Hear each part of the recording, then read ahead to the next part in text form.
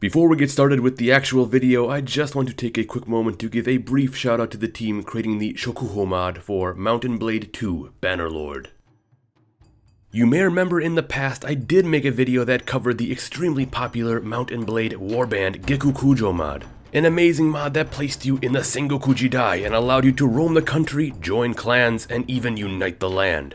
Well, it looks like we have a spiritual successor to that mod well on its way with the Shokuho mod. Shokuho is a term which references the time period of the Oda and Toyotomi clans, so roughly from 1568 to 1600, which will be the time frame this mod will try to depict. In my opinion, this is the perfect place for a Sengoku Jidai themed mod, as it sets the game at the height of the period. I'll put a link in the description which will take you to their mod DB page where you can see pictures of the mod in development as well as updates to its production.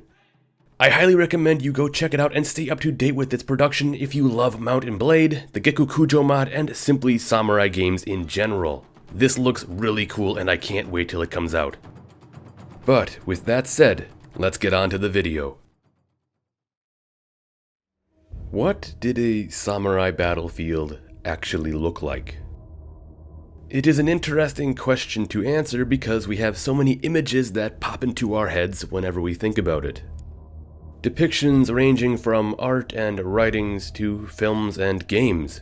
So much so that it can be hard to eventually tell what would have actually been realistic versus what would not have been. And of course, samurai warfare is not the only type of historical combat that often falls into this problem. I would say you could easily run into the same issue with trying to imagine battlefields from any point in history going all the way up to the Second World War. Basically, if you weren't there, how can we today really ever understand what war actually looked like in the past? Just look at films that try to depict the First World War versus actual photos of what the Western Front looked like. I don't think there would ever be a proper way to display the horrors of trench warfare without a film itself, well, being a horror film. In fact, I think Atun-Shei Films describes it very well when he is talking about how the battles of the American Civil War have yet to be accurately represented on the big screen. It's a similar story with the Battle of Antietam, and it's a real shame, because Antietam was one of the most consequential battles of the war. But all we see is some artillery fire and a handful of middle-aged reenactors facing off in a cornfield that I assume is supposed to be Miller's cornfield. You know, the site of the most savage fighting of the bloodiest single day of the entire war. Wow, look at that carnage. Oh look, the guy's water bottle got shot. He could be dangerously dehydrated. As far as I'm concerned, you can't accurately depict the battles of the Civil War without showing rivers of blood. If you don't show the violence as it really was, it gives the impression that the Civil War was more like a camping trip than an actual war.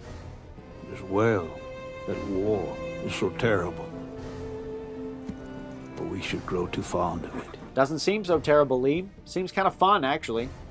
Aside from writings from first-hand accounts and pictures from battlefields in more recent conflicts, we today only have a shell of an idea of what warfare of the past actually looked like.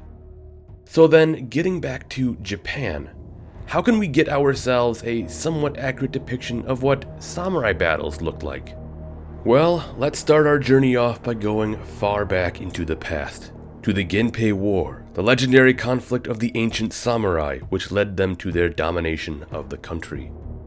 By the 12th century, Japanese warfare, although originally influenced much by the mainland, had become largely its own unique thing. This was a time when peasant foot soldiers did not make up much of the backbone of military forces, and thus the main element to any army was in fact the samurai, members of the warrior class within medieval Japan. Now, this is where things start to grow a bit hazy. We know at this point the majority of samurai were still considered mounted archers. And it is a known fact that at this time, samurai warriors, as per custom, would often single out their opponents on the battlefield, challenging each other to an honorable duel. And then, following this intimate one-on-one clash, the winner would claim renown along with the defeated foe's head. However, to say that all samurai battles of this time were comprised of dueling mounted archers would be just nonsense. In reality, there were many samurai, probably of lesser status, who took on the role of foot soldiers. They would not likely have worn the typical oyoroi, but instead a simplified version of armor, like the domaru, which would have provided far better flexibility for melee combat. Because of this, it is fair to assume that samurai clashes of the Genpei War were indeed just as chaotic as later period battles. In fact, even later artist renditions of the Genpei War also appear to agree with this idea, showcasing massive melee clashes. It would be hard to believe that in the midst of a totally chaotic mess such as this, there would be any time for anyone to call each other out and engage in a one-on-one duel. I'm not saying it never happened. In fact, I fully believe it still was the custom and proper way that samurai believed battles should be fought. Yet, in the heat of the moment, I do not think it was a custom that was often followed, as any honorable clash between massive armies would in the end most likely have devolved into a bloody meat grinder. And that's not me attacking samurai discipline at all. You can still have a disciplined force, yet a chaotic clash. What it comes down to is simply practicality, and the lengths at which warriors would go to achieve victory. And this also goes to coincide with the rising idea of victory or death, which was found throughout this time. We shouldn't forget that the Genpei War began with what is considered the first actual record of a samurai committing seppuku, when Minamoto Yorimasa decided to kill himself after realizing his complete and utter defeat at the Battle of Uji Bridge in 1180. Later, the Genpei War would also end with the mass suicide of Taira samurai at Dan-no-ura, when they too, after realizing their imminent defeat, leapt from their ships to drown themselves in the bloody water below. Then there is also my personal favorite gruesome story, being when Imai Kanehira, during the Battle of Awazu in 1184, killed himself by putting his sword blade between his teeth and leaping from his horse while it was at full gallop. On top of this, during the Genpei War, we see the concept of claiming enemy heads reach new heights. This had become an extremely integral element to samurai combat and would have gone far to propel samurai clashes to new levels of chaos, with warriors eagerly trying to cut the heads off of their fallen enemies in the heat of the battle around them, only to later present them to their lord at a formal head viewing ceremony, where they would then receive rewards and recognition. It's pretty clear to see that samurai battles of the Genpei War would have been brutal and bloody, not necessarily the honorable strategic chess matches that we are so often led to believe they were. In fact, as time goes on, we will continue to see this idea of stoic and heroic honorable samurai battles continue to deteriorate. Eventually, we arrive at the point in Japanese history when the Mongol Empire attempted twice to invade Japan. As we know, this was largely a wake-up call for the samurai. Their tactics and army structure had become outdated.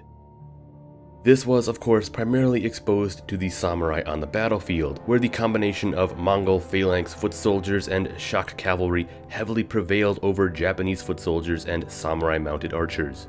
There was also the fact that the Mongols possessed superior mainland technology, specifically when it came to siege weapons and explosives. And of course, not to mention the fact that the Mongol navy just completely dwarfed anything the Japanese could put forth. Yet we can see that the samurai, however disadvantaged, still fought tooth and nail regardless, nearly bringing the Mongol army to a halt before the city of Dzaifu during the First Battle of Hakata Bay. And later, during the second invasion of 1281, the samurai would better adapt to harassing the Mongols at sea through coordinated night raids on the Mongol fleet. Yet obviously, what really defeated the Mongols was indeed the Divine Wind, the series of typhoons which came to destroy the Mongol navy, not once but twice, allowing Japan to stay undefeated against the hordes of Kublai Khan. The greater impact of the Mongol invasions came with how they would force the samurai to change their military structure, now implementing large divisions of peasant foot soldiers and samurai shock cavalry. And although there were plenty of conflicts throughout the next couple of centuries, I now want to skip ahead to the most important period for the samurai, the Sengoku Jidai, the period in which Japan was essentially at war with itself from 1477 to 1615. This is the age in which samurai warfare truly became iconic. This is the age of samurai warfare that often comes to mind whenever you think of it. And what is of course interesting to remember is that we can also see a very fine evolution of combat throughout the period. As things started, coming right out of the Onin War, which had lasted a decade prior, and even looking back to the conflicts that occurred during the Genko War and Kinmu Restoration, samurai warfare continued to lose that level of trying to uphold a sense of dignity and honor. Now we see more guerrilla warfare and intense sporadic skirmishes. And when battles are finally joined between massive forces, we can see that the primary element to any army is now the Ashigaru foot soldiers, who are led by samurai commanders. the role of the samurai had shifted.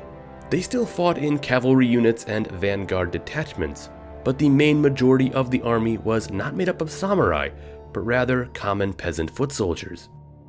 So when you think of samurai battles of the Sengoku Jidai, it's not entirely accurate to imagine the whole mass of soldiers being made up of just samurai. Instead, you have groups of samurai, but largely you have the Ashigaru doing most of the fighting. Some records throughout the period help us better understand the ratio of samurai to Ashigaru within feudal Japanese armies. And although it is understandable that this number would vary throughout different clans across the country throughout the period, we can get a rough idea that for every 4 samurai, there were at least 12 Ashigaru either on the front lines or in reserve. Now, there is a point here in which I could go deeper into command structure and army composition, but I think that going into all of that deserves its own video at a later date. But moving along, we eventually end up in 1543, when Europeans finally arrive in Japan, and the samurai are at last introduced to Western firearms, which were a hell of a lot better than the crude hand cannons from China that they had been using.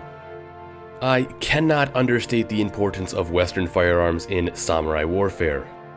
Originally going by the name Tanegashima and later widely known as Teppo, matchlock firearms would at first be heavily imported to Japan, and although trade with Western countries continued to allow a steady flow of European-made guns into Japan, we later start to see actual factories in Japan established to mass-produce Japanese-made firearms, using Western designs yet tailor-made specifically for samurai warfare. For a time, the samurai found it hard to figure out how to best use these devastating new weapons. But finally, we see by 1575, the face of warfare in Japan is completely changed, when Oda Nobunaga at the Battle of Nagashino implemented mass lines of matchlock gunners arrayed behind palisade walls. This move effectively crushed the massive cavalry charge that had previously been used to powerful effect. What is interesting to note about this move by Oda Nobunaga is that there is still often a conversation about his actions being regarded as somehow dishonorable. Even in films such as Kagemusha and samurai games like the Samurai Warriors series, Oda Nobunaga is depicted as somewhat villainous in his intent at Nagashino. While that idea is definitely in the minority of people's minds these days, it does go to interject an interesting viewpoint at how samurai warfare was supposed to still somehow be elegant and honorable, like the samurai duels of the Genpei War. But I can assure you that by the time of the Sengoku Jidai, that would have only been a fringe idea. Victory was everything, and those that did not adapt to the changing face of warfare were left behind. And although I have mentioned it already, this is extremely evident in the rise of night raids, guerrilla warfare, and deception, all ideas that at one point in time could have been viewed as dishonorable. And this idea that samurai always try to fight their foes face to face in a stoic and stalwart manner is a modern romanticization that arose during the Edo period, and gained worldwide popularity when the myth of Bushido started to spread. Which, by the way, if you want to learn more about the reality of Bushido, I suggest you check out the video I did on that too. In all truth, in almost every major samurai battle, there is some form of deception and trickery going on. It's just plain common sense to understand that, and it's when samurai try to uphold some higher moral ground that they often lost. Kusunoki Masashige, outnumbered, fought loyally for the emperor face to face in an unwinnable battle against Ashikaga Takauji at Minatogawa in 1336, even though he had become well known for his guerrilla warfare tactics. Later in 1600, the night before the Battle of Sekigahara, Ishida Mitsunari would turn down the idea of a night raid on the Tokugawa positions, a move that, if carried out, may have actually improved his chances of victory the next day, because as we know, he lost. The greatest samurai commanders used every tool, tactic, and trick they had at their disposal to achieve victory. That's why a leader like Tokugawa Ieyasu, who would in the end unify the land and become shogun of the final and strongest shogunate, used deception countless times. What Oda Nobunaga did at Nagashino was to revolutionize samurai warfare by giving it a strong push in the direction that it was already heading in, and because of this, overnight the gun became the go-to weapon of the samurai. It's why the idea that the samurai scoffed at using guns is so incredibly stupid. So the next time you're watching The Last Samurai and you hear about Ken Watanabe's character Katsumoto not wanting to use guns in exchange for traditional weaponry, just understand how dumb that actually is, seeing as how samurai had always been using guns since the second they had gotten their hands on them. But getting back to the Sengoku Jidai, of course, melee weapons were also widely used after guns began to take center stage. Although firearms were the most deadly weapon on the battlefield, they still took time to reload, and in most cases did not take the place of an effectively utilized melee charge. Especially seeing as how one of the main focuses to samurai warfare was the taking of heads, and being that guns are obviously a ranged weapon. Close-up samurai and ashigaru encounters still occurred, they just did so more strategically as to not straight up charge a firing line. And thus, we enter into a fascinating period when all forms of weaponry saw usage on samurai battlefields. To be honest, this is one of the largest reasons I love Sengoku Jidai Samurai Warfare so much, because you have both firearms, swords, and spears being used all at once. And to nerd out for a sec, it honestly makes me think of Star Wars, where of course you have blasters going off everywhere, but you also have Jedi and Sith wielding lightsabers in the midst of it. Of course, while Star Wars is sci-fi fantasy, samurai warfare was very real and very ugly. In reality, samurai warfare of the Sengoku Jidai would have had a very gruesome and horrific atmosphere. A constant barrage of gunfire causing thick dark clouds of smoke to hang heavy in the air as waves of samurai and ashigaru smashed into each other. Hundreds of scattered banners flowing gracefully in the wind as the violence unfolded beneath them. Warriors hacking and stabbing while others tried viciously to sever heads from necks. Cavalry smashing their way into the flanks of the enemy, sending broken bodies flying like ragdolls. And beneath it all, a muddy, blood-soaked earth littered with limbs and headless corpses. This is what a samurai battlefield would have actually looked like.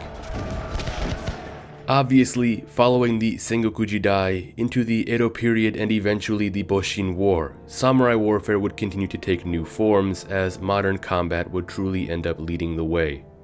But specifically, in terms of samurai warfare of old, this is the picture I'm trying to paint for you. The iconic Sengoku Jidai samurai warfare we often think of would have been incredibly brutal. I hope this video helps to shed some light on some of the realities behind samurai warfare. And with that said, thank you for watching, and don't forget to like, subscribe, and ring that notification bell if you enjoyed this video and found it to be most informative.